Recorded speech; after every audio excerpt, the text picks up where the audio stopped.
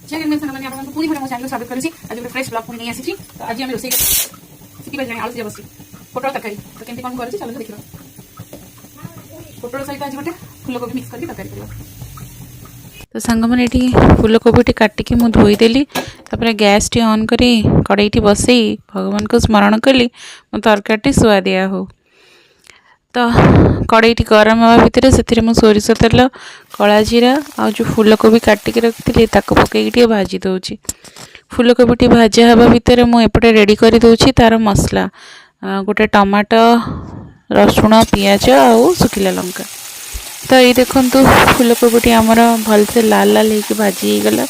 तो मुझे बाहर कर दूची। फूलकोबी काढ़ला जो तेल बचिला से तेल रे मु जो पोटल काटिकी रखी पकई दूची आ भल से भाजी देवी टिके लाल लाल है पर्यंत आम धीरे धीरे भाजवा। तो से पोटल भजा हेबा भितर आमर मसलाटी ग्राइंडर कर दूची। पूर्वर जो काटिकी रखी ना ए पड़ी रसुण कंचा लंका टमाटो पियाज जीरा ये सबूर गोटे भल पेस्ट करदेली। इन बिटवीन मोर आलू सीझा जो होता ताकू छड़े की चोपा मुझे काटी दूची। तो ऑलमोस्ट आलू कटा भी हो गला। तो तापर मु पोटल जो भाजुली देखो ये पोटल गुड़ा लाल लाल हो भाजी जाइए।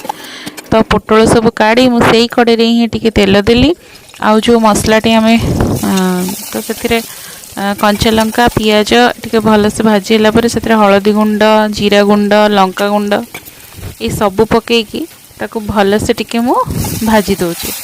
आ तेजपत्र ये सब देकी जो मसलाटी आम बाटिकी रखी से पेस्ट टी आउ थे ऐड करके भल से मु कषि दूची। तो स्वाद हिसाब से आप लुण ये समय आप ऐड करदे। तो मो मसलाटी घोड़े घोड़े की भल से भाजीदेली। ये देखो मसलार तेल छाड़ी गला।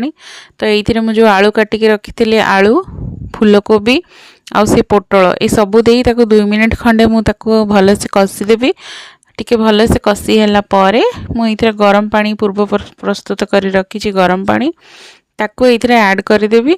आउ शेष इन बिटवीन ये मु दालचीनी आउ अलैची को शिଳରେ बाटिकी ऐड करी ओल्हेला बेले सी पानीटा एथरे ऐड करके घोड़े देवे। आ मो तरकारी संपूर्ण भाव रेडी हो। देखो टकर टकर ही फुटुची। बर्तमान मुझे दालचीनी आउ अलैची को बाटुची बाटिकिना देखो मोर गोटे कुन्नी शिल अच्छे मोर नहीं मो शाशुंकर आई जिनसटा ही मत बहुत पसंद।